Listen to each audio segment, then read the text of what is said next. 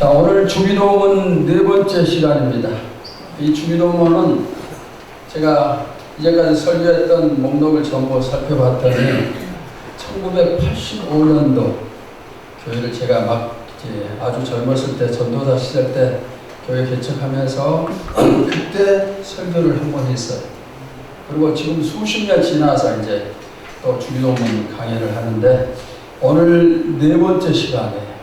자, 이 주기도문 이제까지 살피니까 잠깐 복습을 하면은 하나님이 누구십니까? 하나님은 아버지십니다. 그러면은 누구의 아버지일까요? 나의 하나님, 나의 아버지. 그러면서 동시에 누구의? 우리의 아버지. 그러니까 나 혼자만의 아버지가 아니라 우리 모두의 아버지가 되십니다. 그런데 여기 우리 속에는 내가 미워하는 누구누구가 포함이 될까요? 안 될까요? 포함이 됩니다. 그 다음에 나를 싫어하는 누구누구도 포함이 될까요? 안 될까요? 됩니다. 포함이 됩니다. 이 우리 속에 포함되지 않아도 되는 사람은 아무도 없습니다. 우리 천일교 성도 여러분 모두 다 이 우리 속에 전부 다 포함될 수 있기를 바랍니다. 그러면 어떻게 해야 될까요? 전부 우리에 포함시키도록 하기 위해서는 끼리끼리 모이면은 안 돼요.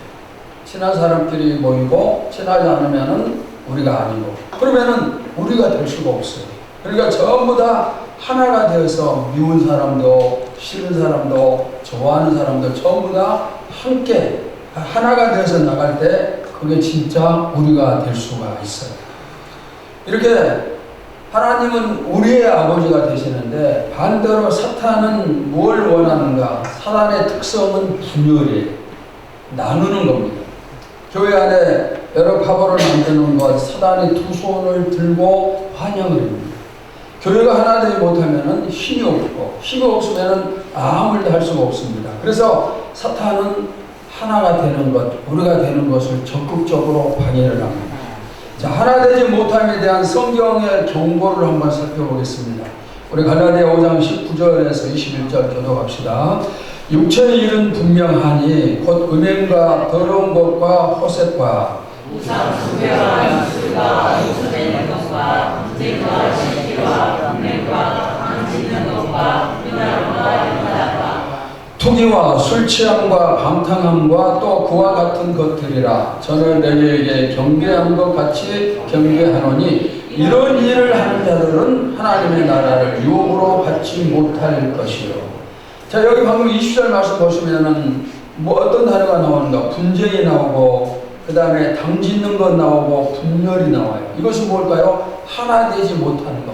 우리가 되지 못하고 이렇게 나누는 것을 얘기를 하는 겁니다. 그런데 이런 일들이 있을 때 여기에 대한 경고가 21절에 나옵니다. 21절 맨 뒤에 뭐라고 했어요?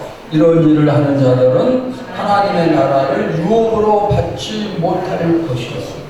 하나님 나라를 유혹으로 받지 못한다. 그것은 천국에 가지 못한다. 그런 뜻이에요. 그러니까 여러분 끼리끼리 우리가 되지 못하고 분열하고 끼리끼리 하는 것은 천국을 유혹으로 받을 수 없을 정도로 무서운 것임을 알아야 됩니다. 여러분 모두 다 이 주기도문 강의를 진행하는 동안에 전부 다 하나가 되시기를 주의 이름으로 축원합니다. 자, 그 다음에 이제 이 우리 아버지에 의해서 지난 시간에는 하나님의 이름을 거룩히 여기려면 어떻게 해야 되는가?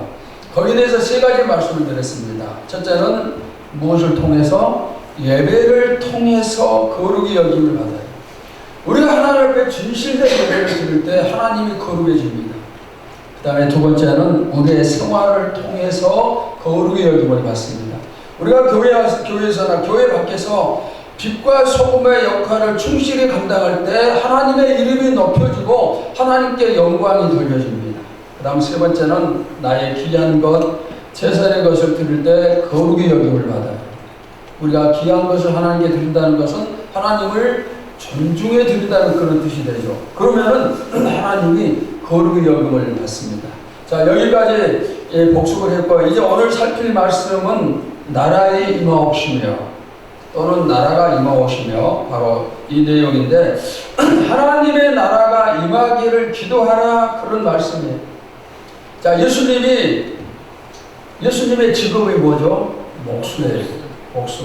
목수 일을 하시다가 나이 30이 되어서 그때부터 하나님의 일을 공식적으로 시작을 하셨는데, 근데 예수님이 하나님의 일을 하시면서 맨 처음에 하신 말씀이 뭘까? 마태복음 4장 17절을 봅시다. 시작. 이때부터 예수께서 비로소 전파하여 이르시되 회개하라 천국이 가까웠느니라 하시더라.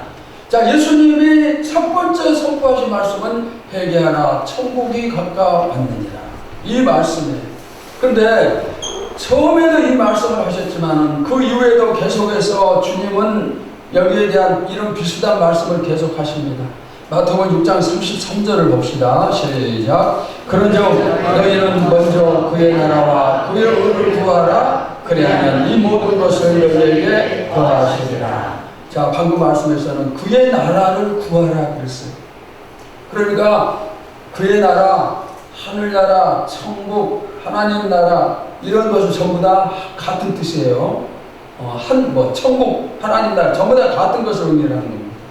자, 여러분이 천국 하면은, 천국을 생각하면은 먼저 떠오르는 것이 무엇일까요? 뭐가 떠오릅니까? 내가 평생 가난하게 살았다. 그러면 그 사람은 천국은 배부르게 먹고 마시는 곳, 그것이 생각이 나겠죠.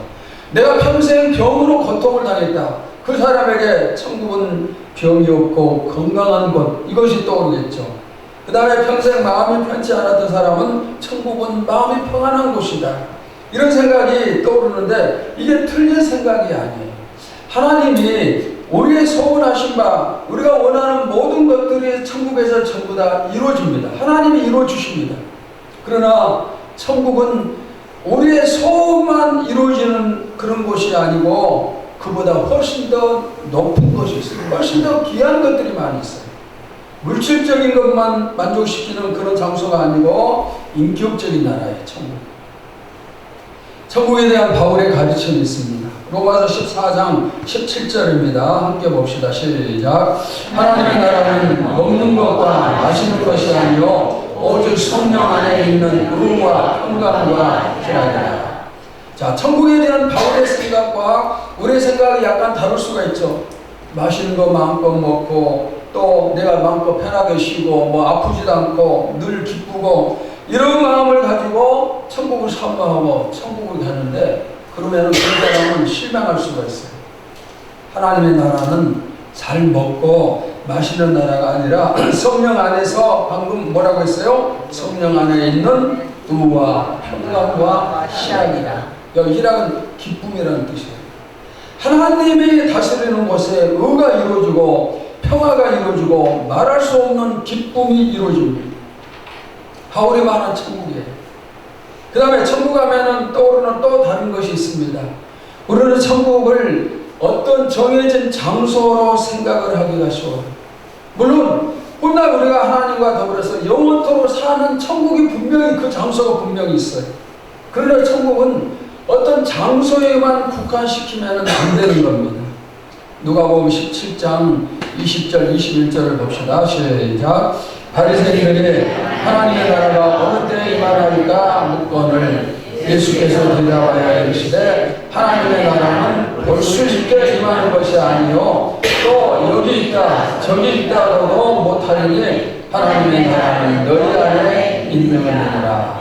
자, 여기 말씀에서는 천국을 눈으로 볼 수 있는 게 아니라 이렇게 말씀하십니다. 그러면서 천국이 어디 있다고요? 어디 있다고요? 너희 안에 있느니라. 그러니까 바울이 설명하고 예수님이 설명하고 또 제가 설명하고 이 천국에 대한 내용들이 성경에 많이 나오는데 이게 정말 쉽게 설명하기가 어려워요.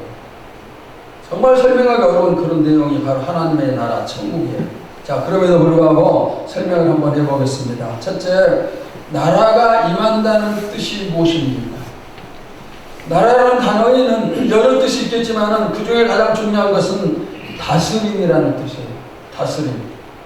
자, 여러분, 국가에 3대 요소가 있죠. 3대 요소가 뭘까요? 영토와 국민과 주권이에요. 이 세 가지 중에 한 가지만 없어도 정상적인 나라가 아닙니다. 어제가 3.1절 했습니다. 일본 강점기 때 우리에게 영토와 국민은 있었지만 주권이 없어요. 주권을 빼앗기고 일본이 우리나라를 다스렸습니다. 인간의 나라에서는 영토와 국민과 주권 이 세 가지가 있어야 정상적인 나라가 되는데, 그런데 하나님의 나라에서는 또 다릅니다. 하나님 나라의 가장 큰 뜻은 주권이에요. 다시 말해서 다스림입니다. 누구의 다스림일까요? 하나님의 다스림이에요. 하나님이 다스리는 곳이 천국이에요. 하나님이 다스리는 곳이 하늘나라입니다. 우리가 천국을 생각할 때 희왕찬란한 모습을 머릿속에 그립니다. 주님이 우리를 위해서 황금 보석으로 오래 쳐서 집을 꾸며 놓았을 것을 우리가 믿습니다. 여러분들이 사실을 믿으시기를 바랍니다. 또 우리는 황금 길을 걷게 될 겁니다. 요즘 금값이 얼마나 비싼지 모르죠. 지금 세상 사람들에게 돈과 금이 하나님이에요.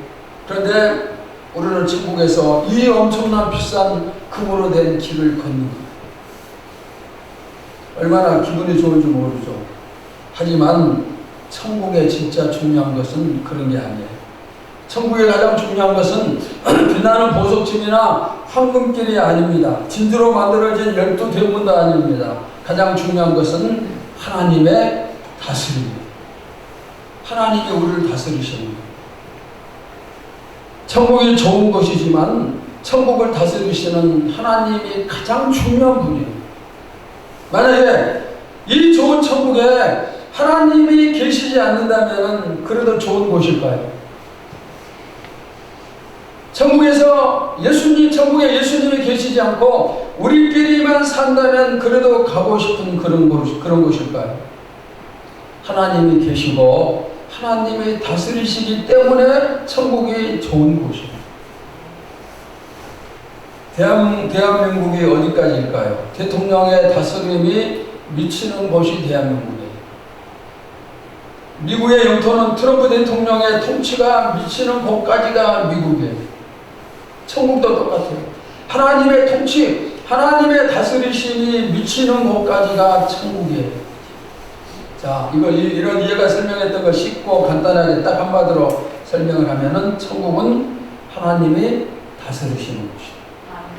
하나님이 다스리는 곳이 바로 뭐예요? 천국이에요. 그러면 지옥은 어떤 곳입니까? 우리가 생각하면은 지옥은 뜨거운 유황불과 구분해서 고통당하는 사람들의 연상이 됩니다. 그런데 뜨거운 불 자체가 지옥이 아니에요. 다니엘의 세 친구가 우상 앞에 절하지 않았습니다. 그로 인해서 평소보다 7배나 더 뜨거운 불 속에 던져집니다. 세 사람이 불 속에 던져졌는데, 그런데 왕이 보니까 거기에 4사람이 있어요. 이 한 사람이 누구인가? 다니엘 3장 25절 보니까 왕이 또 말하여 이르되 내가 보니 결박되지 아니한 4사람이 불 가운데로 다니는데 상하지도 아니하였고 그 넷째의 모양은 신들의 아들과 같도다. 여기 신들의 아들이 누구예요? 바로 예수님이에요. 그러니까 예수님이 다니엘의 세 친구들과 불 속에서 함께 하셨기 때문에 불에 타지 않았습니다. 아무리 내가 잘 살고 있어도 거기에 예수님이 계시지 않으면 그곳은 지옥이에요. 뜨거운 불 속에 할지라도 예수님이 함께 하시면 그곳이 뭐예요? 천국입니다. 내가 가난하게 산다 할지라도 주님이 함께 하시고 주님이 나를 다스리면 그곳이 바로 천국이에요. 우리 교회는 하나님이 다스리십니까? 또 여러분은 누구의 다스림을 받고 있습니까? 하나님. 여러분의 마음에서 하나님과 사탄이 부딪힐 때 누구를 선택을 합니까? 하나님. 항상 하나님만 선택하시기 바랍니다. 네. 오직 하나님이 여러분의 마음도 여러분의 가정도 우리 교회도 지배하고 다스리는 주인이 되시기를 바랍니다. 그래야 우리가 천국 생활을 하는 거예요. 여기서 24장 15절을 보십시오. 함께 봅시다. 시작. 만일 여호와를 섬기는 것이 너에게 좋지 않게 보이거든 너희 조상들이 강 저쪽에서 섬기던 신들이든지 또는 너희가 거주하는 땅에 있는 아모리 족속의 신들이든지 너희가 섬길 자를 택하라. 오직 나와 내 집은 여호와를 섬기겠노라. 자, 여호수아가 사역을 전부 마치고 죽음 직전에 이제 이스라엘 사람들에게 남긴 말입니다. 너희와 하나님을 섬기는 게 싫고 우상을 섬기고 싶으면 마음대로 해라. 그러나 나와 내 집은 오직 하나님만 섬기겠다. 이 다짐이 우리의 다짐이 되기를 바랍니다. 오직 우리는 하나님을 섬기고 그분의 다스림만 받아요. 성결교회 유명한 부흥강사였던 이성봉 목사님이 계십니다. 이분은 한국의 무디라는 별명을 가진 분이신데 6.25 전쟁 당시에 저 밑에 목포에서 부흥회를 인도하다 공산당에게 붙잡혔어요. 그들이 목사님을 고문하다가 이제 조롱을 합니다. 천국을 보여주면은 나도 믿겠다. 보이지 않는 천국을 어떻게 보여줍니까? 근데 목사님이 이렇게 대답을 합니다. 천국 본점은 내 소관이 아니니까 보여줄 수 없고 천국 지점은 얼마든지 보여줄 수 있는데 내 마음이 바로 천국 지점이다. 이렇게 말을 했어요. 여러분의 마음도 천국 지점이 되길 바랍니다. 사도 바울의 모습도 우리가 한번 볼 필요가 있습니다. 왕과 총독과 유대의 높은 사람들 앞에서 쇠사슬에 매어서 제수로 재판을 받으면서 그가 그들에게 이렇게 말을 합니다. 여러분 모두는 지금 내가 쇠사슬에 매인 것 외에는 나같이 되기를 원합니다. 쇠사슬로 매인 것만 나같이 되지 말고 내가 예수 열심히 믿는 것처럼 여러분도 그렇게 믿으라는 그런 말씀입니다. 하나님의 다스림을 받으니까 이렇게 담대하게 외칠 수가 있습니다. 자, 천국이 어떤 곳이라고요? 하나님이 다스리는 곳입니다. 하나님이 내 마음을 다스리면 내 마음이 천국이 되는 거예요. 주님이 우리 가정을 다스리면 우리 가정이 천국이고, 우리 가정에서 남편을 다스리고 아내를 다스리고 자녀를 다스리면 우리는 가정에서 천국의 맛을 마음껏 보면서 살 수가 있어요. 교회도 마찬가지예요. 주님이 우리 교회를 다스리면 우리 교회가 천국이 됩니다. 주님을 다스리는 교회는 사랑이 넘치겠죠. 은혜가 넘치고 영적 힘이 넘치고 기쁨이 넘치고 말씀이 힘있게 선포가 되고 하나님의 뜻대로 움직이는 그런 교회가 되겠죠. 또 그런 교회는 서로서로 오고 싶어 하겠죠. 여러분의 마음이 천국 되기를 바랍니다. 또 여러분 가정이 천국 되기를 바랍니다. 우리 교회가 천국이 되기를 간절히 소원합니다. 오늘 말씀을 잘 설명해 주는 찬송이 있습니다. 찬송가 438장이에요. 우리 함께 같이 찬양할까요? 높은 산이 거친 들이 조막이나 궁궐이나 내 주 예수 모신 곳이 그 어디나 하늘나라 할렐루야 찬양하세 내 모든 죄 사함받고 주 예수와 동행하니 그 어디나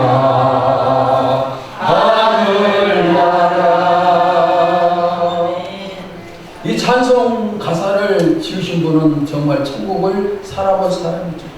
그냥 머리로 연구해서 지어낸 가사가 아니라 천국의 경험이 없이는 지을 수 없는 찬양이에요. 이 찬송의 고백이 우리의 고백이 되기를 바랍니다. 우리는 오늘 이 주님의 다스림을 구해야 돼요. 여러분에게 진심으로 주님의 지혜와 다스림이 차고 넘치기를 축원합니다. 우리의 약점이 무엇입니까? 생활 속에 주님의 다스림이 부족한 것이 약점입니다. 성전에 모여서 예배하는 시간에는 우리가 주님의 다스림을 받아요. 말씀에 집중하고 찬양도 하고 기도하고. 그런데 예배가 끝난 다음 성전문을 나서면 주님과의 거리가 멀어져요. 내가 어떻게 살아야 주님의 다스림을 받는 것인가? 그것을 잘 모릅니다. 또 안다 해도 아는 대로 살지 않아요. 주님의 다스림보다는 오히려 세상의 다스림, 돈의 다스림, 사탄의 다스림을 받으면서 살고 있는지 몰라요. 여러분, 오늘 이 말씀 살피면서 간절하게 주님께 요청하시기 바랍니다. 주여, 나의 삶 전체를 다스려 주시옵소서.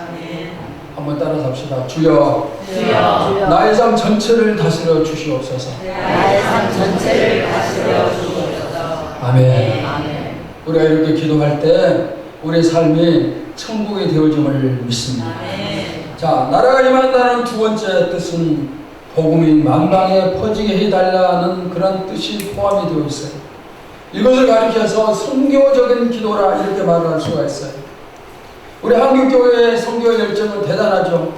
세계 두 번째 선교사 파송 국가까지 올랐습니다. 그런데 안타깝게 지금은 이 선교 열정이 점점 무뎌지고 있어요. 제가 우리 교회 감사한 것은 여러분들이 정성껏 선교 헌금 드리고 또 그 헌금이 모아져서 어려운 교회와 선교를 위해서 쓰이고 있다는 사실에 대해 너무너무 감사해요. 하나님이 이런 모습 기뻐하시고 큰 상 주심을 믿습니다. 간혹 이렇게 생각하는 사람이 있어요. 해외 선교를 또 교회 밖으로 내보내는 것을 좋지 않게 생각을 해요. 우리 교회도 너무나 어렵고 가난한데 그래서 다른 교회 도울 형편이 안 되는데 왜 다른 교회를 돕는가? 또 교회 안에도 가난하고 어려운 사람이 많이 있는데 그들을 도와야지 왜 밖으로 내보내는가? 내 자식 굶기면서까지 남의 자식을 먹여야 하는가? 여러분도 그렇게 생각을 하십니까? 맞는 말이기도 하고 틀린 말이기도 합니다. 교회 안에 어려운 사람 먼저 돕고 없을 때 밖으로 내보낸다. 그러면은 그런 교회는 평생 줄 수가 없어요. 보낼 수가 없습니다. 왜 그럴까요? 이 사람의 가난이 해결되면은 저 사람이 가난하고 지금 부자인 사람이 내일 가난한 사람이 될 수도 있어요.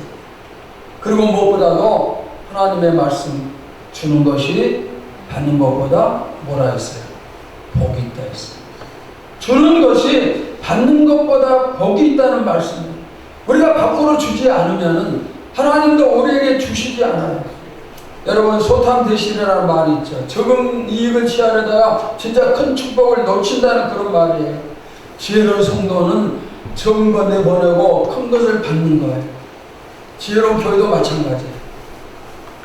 우리도 그런 교회가 되기를 바랍니다. 물론 좋은 것은 교회 안에 있는 어려운 사람들과 함께 나누고 또 교회 밖에도 나누고 이렇게 하면 너무너무 좋겠죠. 앞으로도 우리 교회가 이렇게 교회 안에서도 교회 밖에서도 나눔이 풍성한 교회가 되기를 바랍니다. 아멘. 그렇게 되리라고 믿습니다. 아멘. 자, 계속 반복되는데 하나님의 나라가 임한다는 것이 무슨 뜻이라고 했어요? 하나님의 무엇을 지배, 하나님의 무엇을 다스림, 하나님의 지배, 하나님의 다스림을 받는 것입니다. 그러면 누가 하나님의 지배를 받아요? 하나님의 지배를 받는 사람이 어떤 사람일까요? 누구죠? 하나님을 믿는 사람, 예수님을 믿는 사람이에요. 안 믿는 사람은 사탄의 지배를 받는 사람입니다. 그러면 이 안 믿는 사람을 하나님의 지배를 받도록 만들기 위해서 필요한 것이 뭐예요? 그들에게 복음을 전하는 것, 즉 전도하는 것이고 선교하는 것이고. 전도와 선교는 이 단어의 구분이 약간 되는데 전도는 내 주변의 사람에게 복음을 전하는 것, 그걸 전도를 하고 선교는 나라 밖에 다른 나라의 사람들에게 복음을 전하는 것을 선교라 이렇게 구분을 하기도 합니다. 여하튼 전도이든 선교이든 열심히 해요. 그래야 그 예수님을 받고 그들이 하나님의 지배를 받기 때문에 주의 이름을 부르는 자는 구원을 받으리라고 했습니다. 예수라는 이름을 알아야 예수의 이름을 부르고 그 다음에 또 예수의 이름을 불러야 구원을 받는 것입니다. 예수의 이름도 모르는 사람이 어떻게 구원을 받겠어요? 이름을 알아야 부르죠. 또 불러야 구원을 받죠. 그러니까 이름을 모르면 구원받을 길이 없어요. 지금 우리나라는 사방이 교회고 사방이 십자가입니다. 방송을 틀면 여기저기서 예수라는 이름이 쏟아져 나오고 그런데 어떤 나라에서는 평생 태어나서 죽을 때까지 이 예수의 이름을 한 번도 듣지 못한 채 세상을 떠나는 사람들이 너무너무 많아요. 그런 나라들이 많아요. 여러분 믿어지지 않죠? 우리는 너무나 흔하니까. 왜 예수라는 이름을 듣지 못한 채 세상을 떠나는가? 이유는 딱 하나예요. 뭘까요? 예수의 이름을 전하는 사람이 없기 때문입니다. 예수의 이름을 전하지 않기 때문입니다. 자, 우리 로마서 10장 14절을 봅시다. 시작. 그런즉 그들이 믿지 아니하는 일을 어찌 부르리요 듣지도 못한 일을 어찌 믿으리요 접하는 자가 없이 어찌 들으리요. 믿으려면은 예수의 이름을 들어야 되잖아요. 예수님을 믿어야 되니까 이름을 들어야 되잖아요. 그런데 들으려면은 접하는 사람이 있어야 돼요. 예수의 이름을 전하는 사람이 있어야 듣는 거예요. 전하는 사람이 없으니까 듣지 못하고 듣지 못하니까 믿지 못하는 거예요. 여러분에게도 누군가가 예수 이름을 전해줬어요. 그 이름을 전해준 사람 때문에 내가 믿고 이렇게 신앙생활을 하는 거예요. 전도와 선교가 믿게 하는 것이 됩니다. 우리 주변에 아직도 믿지 않는 사람 너무너무 많아요. 제가 이렇게 설교하고 그러면은 목사님 저는 이미 믿고 천국 가니까 뭐 다른 사람 어찌되든 상관없어요. 그렇게 생각하면 안 되죠. 그런 생각하는 사람은 구원받지 못한 사람이에요. 우리 안 믿는 옆 사람들과 우리는 상관이 있어요. 우리를 구원해 주신 예수님이 나를 구원하시면서 뭐라고 명령을 하셨는가? 우리 너무 잘 아는 말씀이지만 사도행전 1장 8절 다시 봅시다. 시작. 오직 성령이 너희에게 임하시면 너희가 권능을 받고 예루살렘과 온 유대와 사마리아와 땅 끝까지 이르러 내 증인이 되리라 하시니라. 땅 끝까지 이르러 내 증인이 되라. 증인이 되라는 말은 뭐예요? 전도해라. 여러분, 우리는 북한의 복음을 전해야 돼요. 중국에도 전하고 이슬람교가 판을 치고 있는 중동에도 전해야 됩니다. 당연히 우리 주변에도 전해야 됩니다. 여기 방금 말씀에 예루살렘에서 유대로 사마리아로 땅 끝까지 이렇게 이제 지명이 나오고 있는데 이것은 가까운 곳에서 전도하고 먼 곳에서도 전도하라. 어디든지 빼놓지 말고 전도하라. 그런 뜻이에요. 여러분, 우리가 전도의 꿈을 갖기를 바랍니다. 열심히 전도해서 하나님의 나라를 확장시키면서 믿는 자를 더하게 하겠다. 이런 꿈을 가져야 돼요. 꿈이 없으면 이루어질 것도 없어요. 내가 전도해서 우리 교회 복음을 시켜야겠다는 이런 꿈, 전도해서 하나님의 다스림이 넓어지게 하겠다 이런 꿈, 이 꿈을 꾸어야 돼요. 여러분이 많은 꿈을 꾸시기 바랍니다. 왜? 꿈을 꾸면 그것이 실상이 되죠. 믿음은 바라는 것들의 실상입니다. 그런데 많은 꿈 가운데서 특별히 부흥의 꿈, 영혼을 살리는 그 꿈을 키워야 돼요. 그 꿈을 많이 품어야 됩니다. 오늘 우리 교회 표 가운데 이제 각절의 부흥도 포함되어 있어요. 이 꿈을 품고 여러분 기도하고 있습니까? 여러분 이 표가 이루어지기 위해서 기도하고 있어요? 아멘. 기도하고 있음을 믿습니다. 아멘. 우리가 부흥을 꿈꾸면은 전도하게 되고 전도하면은 부흥이 임하고. 이번 겨울에 상당히 추웠죠. 그러면서 추워지고 그러니까 또 걱정되는 일도 교회에 걱정되는 일도 생기고 그랬는데 뭐 다른 건 아니지만은 보니까 기도에 청중하는 숫자들도 추우면은 적어지고 예배드리는 성도들의 수도 추우면은 적어지고 한번 제가 그런 생각을 해봤어요. 그렇게 자꾸 적어지면 춥다고 적어지고 덥다고 적어지고 그러면은 나중에 교회가 어떻게 될까? 먼저 새벽 기도가 문 닫을 것 같아요. 그 다음에 금요일 철학 기도가 문 닫을 것 같고, 그 다음에 수요일 예배가 문 닫고, 그 다음에 주일 예배가 문 닫고, 나머지 하나 딱 주일 낮 예배만 있다가 그것도 결국에는 문을 닫겠죠. 우리 교회는 절대로 없어지지 않아요. 예, 우리가 예수님이 다시 오시는 그날까지 전쟁한 교회가 되게 해달라 기도하기 때문에. 그러나 모이지 않으면 소용없어요. 여러분이 속한 교회가 없어져 버려도 괜찮은데, 내가 다니는 교회, 내 자녀들이 다니는 교회가 어느 날 없어지고 문을 닫아도 괜찮은, 그러면 어디로 가서 예배를 드려요? 이런 말을 들을 때, 내가 정신 바짝 차리고 더 기도하고 더 열심히 예배도 드리고 전도도 하고 이렇게 해야겠다 다짐하는 성도들이 있겠죠. 그런데 어떤 사람은 교회 문 닫으면 여기만 교회인가 다른 곳 가면 뭐 되는 것이지 이렇게 생각하는 사람도 있겠죠. 여러분 어느 쪽입니까? 하나님이 어떤 사람을 사랑하실까요? 한국 기독교 역사를 보면은 1902년과 1903년의 기록에 이런 내용이 있어. 한국에 있던 선교사들 100명이 모였습니다. 그 당시에 100명 정도가 됐는데 그분들이 모여서 기도한 기도 제목이 남아있는데 그 가운데 하나가 이런 내용이 있어요. 하나님, 올해 한국교회 전체에서 믿는 사람이 30명만 나오게 해주세요. 30명만. 한국교회 전체 처음에 복음이 들어왔을 때입니다. 그런데 그분들이 그런 믿음을 가지고 30명을 위해서 기도했더니 그 다음에 지금은 교회가 너무너무 많아지고, 그래서 교회가 너무 많이 세워진 것 때문에 욕을 먹을 정도로 부흥이 된 거예요. 저도 여러분에게 우리 교회 부흥에서 뭐라고 얘기했죠? 한 사람만 전도해서 세우게해달라, 그렇게 기도하라고 했어요. 한 사람만. 그러면 그 한 사람이 그 다음에 또 한 사람이 되는 거예요. 지금 우리 한국 교회는 세계 선교를 이끌어가고 있잖아요. 물론 지금은 조금씩 약해지고 있지만 우리가 전도한 만큼 하나님 나라가 확장이 됩니다. 전도하지 않으면 사단의 나라가 확장이 됩니다. 이제 여러분 모두 다 일어서서 복음을 전하시기 바랍니다. 전도 대장자를 찾아서 마음에 품으시기 바랍니다. 아멘입니까? 뭐라고요? 대장자를 마음에 품고 그 사람을 위해서 기도를 해야 돼요. 오늘 설교는 바로 그 내용, 그것을 말씀하고 있어요. 확장시키라는 거예요. 하나님 나라. 주님이 언제 오십니까? 복음이 땅 끝까지 전파되면 주님이 오신다고 했습니다. 주님이 빨리 오시라는 방법. 여러분, 지금 이 세상을 보니까 예수님이 빨리 오셨으면 좋겠다, 그런 생각이 들죠. 여름에는 너무너무 덥고 올해도 엄청나게 덥다고 그러는데 겨울에는 추워서 벌벌 떨고, 그 다음에 감당할 수 없는 홍수, 그런 거면은 감당할 수 없는 가뭄이 오고, 또 산불이 나면은 뭐 서울의 몇 배가 타버리고, 지진이 일어나고 전쟁이 일어나고, 우리야 삶하고 살았지만 우리 어린 자녀들은 이 무서운 세상을 어떻게 살을까?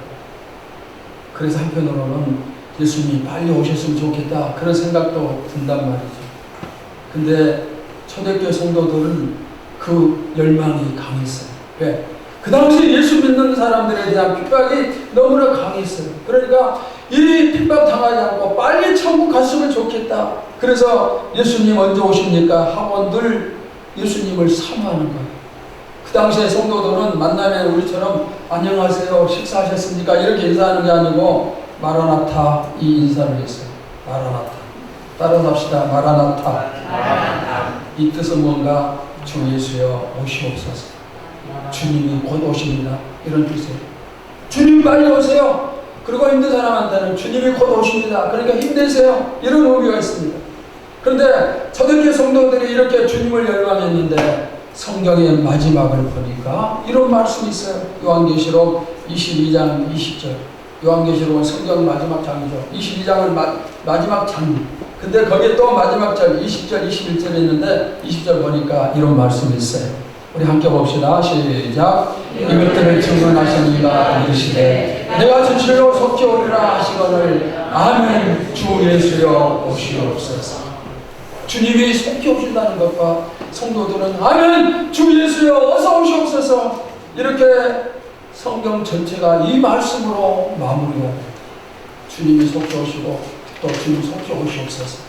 이게 성경의 끝이었다.